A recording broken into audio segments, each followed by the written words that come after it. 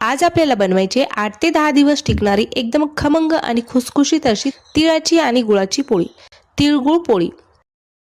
तिळगुळ पोळी बनवण्यासाठी या ठिकाणी मी 1 वाटी तीळ घेतलेले आहेत। त्याचबरोबर 1 वाटी आपण या ठिकाणी गुळ घेतलेला आहे। गुळ आपण चाकूने बारीक असं चिरून घेतलेला आहे। तीळ आपण या ठिकाणी गावरानी घेतलेले आहेत। अर्धी वाटी आपण या ठिकाणी शेंगदाणे घेतलेले आहेत। शेंगदाण्यामुळे आपल्या पोळीला छान बाइंडिंग येते आणि चव देखील छान लागते। तुम्हाला जर शेंगदाणे टाकायचे नसतील तर तुम्ही स्किप करू शकता। तीळ आणि शेंगदाणे आपल्याला छान खमंग आणि खुसखुशीत असे भाजून घ्यायचे आहेत। त्यामुळे आपल्या पोळीला छान खमंग आणि खुसखुशीतपणा येतो। कढईमध्ये मी अर्धी वाटी शेंगदाणे टाकून घेतलेले आहेत। कमी गॅसवरतीच आपल्याला शेंगदाणे एकदम खमंग आणि खुसखुशीत असे भाजून घ्यायचे। 1-2 ते 3 मिनिटांमध्ये आपले शेंगदाणे छान भाजतात। आपले जे शेंगदाणे ते छान भाजलेले आहेत। याचा रंग देखील बदललेला आहे आणि यावरील जे साल आहे ते देखील आता शेंगदाण्यापासून वेगळं होत आहे। आता आपल्याला शेंगदाणे काढून घ्यायचे आहेत आणि त्याच कढईमध्ये आपल्याला तीळ देखील भाजून घ्यायचे आहेत। कढईमध्ये मी तीळ टाकून घेतलेले आहेत। तीळ देखील आपल्याला कमी गॅसवरती छान खमंग आणि खुसखुशीत असे भाजून घ्यायचे आहेत। गॅसची जी फ्लेम आहे ती आपण लो ठेवलेली आहे।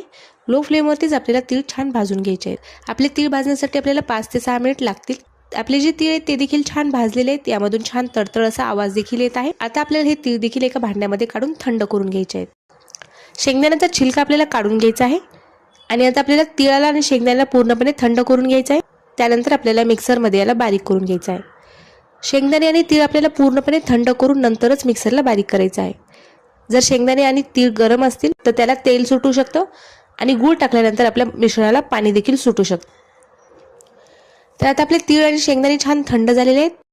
या ठिकाणी मी मिक्सरच्या जारमध्ये शेंगदाणे टाकून घेतलेले आहेत। त्याचबरोबर आपण तीळ देखील टाकून घेतलेले आहेत। तीळ आणि शेंगदाणे आपल्याला प्लस मोडवरती 1 ते 2 मिनिट फिरून घ्यायचे आहेत।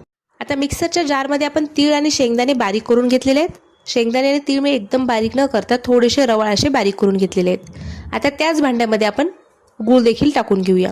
गूळ आपण बारीक चिरून घेतलेला आहे पण यामध्ये बरेचसे खडे आहेत। त्यामुळे आपण तिळासोबत आणि शेंगदाण्यासोबत गूळ देखील बारीक करून घेऊया। आपल्या मिश्रणाला थोडासा ओलावा येण्यासाठी यासाठी आपल्याला यामध्ये अर्धा चमचा तूप टाकून घ्यायचं आहे। त्यामुळे आपलं जे मिश्रण आहे ते एकदम कोरडं होणार नाही किंवा एकदम ओलं होणार नाही, याचा गोळा तयार होणार नाही आणि आपल्या ज्या पोळ्या आहेत त्या चवीला देखील मस्त लागतील। त्यासाठी आपण मिक्सरच्या जारमध्ये एक अर्धा चमचा तूप टाकून घेतलेलं आहे। तूप टाकल्यामुळे आपले जे तिळाचं आणि गुळाचं मिश्रण आहे ते मिक्सरच्या भांड्याला अजिबात चिटकत नाही। अशा पद्धतीने एकदा तुम्ही नक्कीच ट्राय करून बघा। प्लस मोडवरती आपल्याला हा गूळ छान फिरून घ्यायचा आहे। तर बघू शकता तुम्ही तूप टाकल्यामुळे आपले जे मिश्रण आहे ते अजिबात कोरडं झालेले नाहीये किंवा यामध्ये जास्त ओलावा देखील नाहीये। याची बाइंडिंग व्यवस्थित तयार होईल असं आपलं हे मिश्रण तयार झालेलं आहे। थोडंसं आपण रवाळ असं ठेवलेलं आहे। आता आपल्याला हे एका भांड्यामध्ये काढून घ्यायचं आहे। पाक करून तिळाचे लाडू तयार करण्यासाठी अवघड वाटत असेल तर तुम्ही अशा पद्धतीने तीळ मिक्सरमध्ये बारीक करून याचे लाडू तयार करू शकता। अजिबात यामध्ये कडवटपणा न येता एकदम चविष्ट आणि खमंग असे आपले हे तिळाचे लाडू तयार होतात। आता यामध्ये आपल्याला जायफळ किसून घालायचं आहे। या ठिकाणी मी एक अर्ध जायफळ घेतलेलं आहे आणि आता आपण जायफळ यामध्ये किसून घालूया। गुळाचा कुठलाही पदार्थ असेल तर त्यामध्ये आपण जायफळ घातल्यामुळे पदार्थाची चव वाढते। त्यामुळे मी या ठिकाणी जायफळ किसून घालत आहे। त्याचबरोबर अर्धा चमचा आपण या ठिकाणी वेलचीची पावडर घातलेली आहे। वेलचीच्या पावडरमुळे देखील आपल्या पोळीला खूप मस्त अशी चव येते। आता आपण हे सर्व मिश्रण एकदा छान मिक्स करून घेऊया। तिळाच्या पोळीचं जे सारण आहे ते आपलं तयार झालेलं आहे। आता आपल्याला या ठिकाणी कणिक मळून घ्यायचं आहे। या ठिकाणी मी एक मोठी वाटी गव्हाचं पीठ घेतलेलं आहे। पीठ मी या ठिकाणी चाळून घेतलेलं आहे। पोळीला छान खुसखुशीतपणा येण्यासाठी आणि पोळीची चव देखील छान येण्यासाठी यामध्ये आपण 2 मोठे चमचे बेसन पीठ टाकलेले आहे। त्यामुळे पोळी छान खुसखुशीत होते आणि पोळीची चव देखील वाढते। चवीनुसार आपण मीठ टाकलेलं आहे। सर्व पीठ आपल्याला हाताने छान मिक्स करून घ्यायचं आहे। थोडं थोडं पाणी टाकत आपल्याला हे कणिक मळून घ्यायचं आहे। अगदी पातळ न करता थोडंसं घट्टसर आपल्याला हे कणिक मळून घ्यायचं आहे। रोजची पोळी बनवण्यासाठी आपण ज्या पद्धतीचं पीठ तयार करतो सेम तसंच पीठ आपल्याला हे तयार करून घ्यायचं आहे। मीडियम असं आपल्याला हे कणिक मळून घ्यायचं आहे। थोडं थोडं पाणी टाकत मी हे पीठ अशा पद्धतीने मळून घेतलेलं आहे। बघू शकता तुम्ही एकदम सॉफ्ट आणि मऊ असं आपलं हे पीठ तयार झालेलं आहे। आता पिठावरती आपल्याला एक झाकण ठेवून एक 10 मिनिट याला रेस्ट करण्यासाठी ठेवायचं आहे। त्यामुळे आपलं जे पीठ आहे ते छान मऊ होतं। आता एक 10 मिनिट झालेले आहेत। आपलं जे पीठ आहे ते देखील छान मऊ झालेलं आहे। पिठाला आपल्याला परत एकदा मळून घ्यायचं आहे। अशा पद्धतीने मी पीठ छान मळून घेतलेलं आहे। आपलं जे पोळीचं पीठ आहे ते एकदम सॉफ्ट आणि मऊ असं तयार झालेलं आहे। आता आपल्याला याचे छोटे छोटे गोळे तयार करून घ्यायचे। तुम्हाला जेवढ्या आकाराची पोळी तयार करायची तेवढा गोळा तुम्ही या ठिकाणी घेऊ शकता. तर मी या ठिकाणी जास्त मोठी किंवा जास्त छोटी न तयार करता मीडियम साईजच्या पोळ्या तयार करणार आहे. थोडंसं पीठ लावून आपल्याला हातावरती याची एक पारी तयार करून घ्यायची आहे आणि यामध्ये आता आपल्याला हे तिळाचं जे मिश्रण आहे ते भरून घ्यायचं आहे. तर जेवढं बसेल तेवढं आपल्याला यामध्ये मिश्रण भरून घ्यायचं आहे. 2 ते 3 चमचे मी या ठिकाणी तिळाचं मिश्रण भरून घेतलेलं आहे आणि आपण मोदक जसा बंद करतो तशाच पद्धतीने आपल्याला वरच्या बाजूने आपल्याला हे पिठाचा गोळा बंद करून घ्यायचा आहे. वरच्या बाजूने आपल्याला ह्या पिठाचा गोळा बंद करून घ्यायचा आहे. अशा पद्धतीने आपण हलक्या हाताने याला बंद करून घेतलेला आहे आणि वरचा जो एक्स्ट्राचा उंडा आहे तो आपल्याला काढून घ्यायचा आहे. तर अशा पद्धतीने आता आपण हा पिठाचा गोळा तयार करून घेतलेला आहे. हाताला थोडंसं पीठ लावून आपल्याला याला पसरून घ्यायचं आहे. त्यामुळे यामध्ये भरलेलं जे मिश्रण आहे ते सर्व बाजूनी एकसारखं लागेल आणि पोळीच्या कडोकड आपलं हे मिश्रण व्यवस्थित भरल्या जाईल. यामध्ये जे काय हवा गेली असेल ते हवा देखील निघेल. आता आपल्याला हे लाटून घ्यायचं आहे. पोळीपाटावरती थोडंसं पीठ टाकून घेतलेलं आहे आणि आपल्याला हलक्या हाताने ही पोळी लाटून घ्यायची आहे.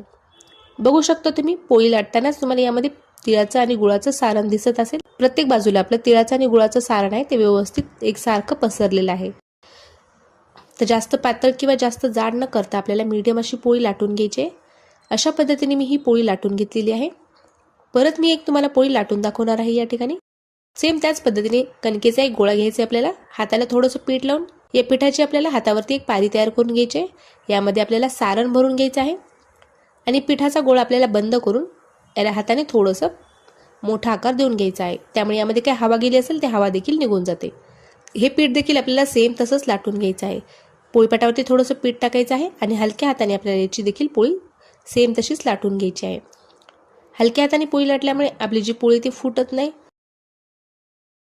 अशा पद्धतीने आपण दुसरी देखील पोळी तयार करून घेतलेली आहे. आता आपल्याला या पोळ्या भाजून घ्यायच्या आहेत. गॅसवरती मी एक तवा ठेवलेला आहे. तवा आपण छान गरम करून घेतलेला आहे. तव्याला आपल्याला थोडंसं तूप लावून घ्यायचं आहे आणि यावरती आता आपल्याला ह्या पोळ्या छान भाजून घ्यायच्या आहेत. पोळीला आपल्याला छान दोन्ही बाजूनी खमंग आणि खरपूस असे भाजून घ्यायचे आहे. पोळीला आपण तूप लावून घेतलेलं आहे. तूप आवडत नसेल तर तुम्ही तेलाचा देखील वापर करू शकता. पोळीला अलटीपलटी करत आपल्याला दोन्ही बाजूनी छान खमंग आणि खरपूस अशी भाजून घ्यायची आहे. आपली जी पोळी ती छान फुललेली आहे, टम्म अशी फुगलेली आहे. म्हणजे सारण जे आहे ते आपलं छान व्यवस्थित सर्व बाजूने असं लागलेलं आहे. एकदम मस्त अशी आपली ही पोळी तयार झालेली आहे. आपल्याला ही पोळी काढून घ्यायची आहे. सेम याच पद्धतीने आपण बाकीच्या देखील पोळ्या भाजून घेणार आहोत. तर बघू शकता तुम्ही दुसरी देखील पोळी आपली छान टम्म अशी फुगलेली आहे. ती देखील पोळी आपण तूप लावून छान खमंग आणि खरपूस अशी भाजून घेतलेली आहे. तिसरी देखील पोळी आपली छान टम्म अशी फुगलेली आहे. जेवढ्याही पोळ्या आपण तयार केलेल्या आहेत तेवढ्या सगळ्या पोळ्या आपल्या छान टम्म अशा फुगलेल्या आहेत. आपल्या तिळाच्या आणि गुळाच्या ज्या पोळ्या त्या तयार झालेल्या आहेत. आपण बघू शकता तुम्ही एकदम खरपूस आणि खुसखुशीत अशा आपल्या या तिळाच्या आणि गुळाच्या पोळ्या तयार झालेल्या आहेत. मी तुम्हाला एक पोळी तोडून देखील दाखवणार आहे.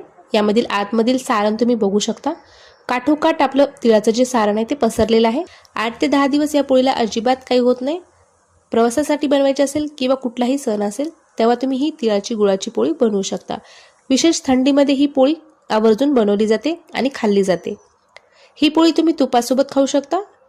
खाण्यासाठी एकदम पौष्टिक, हेल्दी आहे, त्याचबरोबर चविष्ट देखील आहे. तर तुम्हाला आजचा हा व्हिडिओ कसा वाटला ते मला नक्की कमेंट करून कळवा. व्हिडिओ जर आवडला असेल तर व्हिडिओला लाईक करा. चॅनलवरती नवीन असेल, चॅनलला सबस्क्राईब केलं नसेल तर प्लीज चॅनलला सबस्क्राईब करा. फेसबुकवरून पाहत असलात तर फेसबुक पेजला देखील फॉलो करा. स्वाती मराठी रेसिपी या नावाने आपले फेसबुक पेज देखील आहे. त्यावरती मी रेग्युलर किचन टिप्स आणि ट्रिक्स शेअर करत असते. तर फेसबुक पेजला देखील तुम्ही फॉलो करू शकता. भेटूया तशाच एका छानशा रेसिपीसोबत. तोपर्यंत धन्यवाद.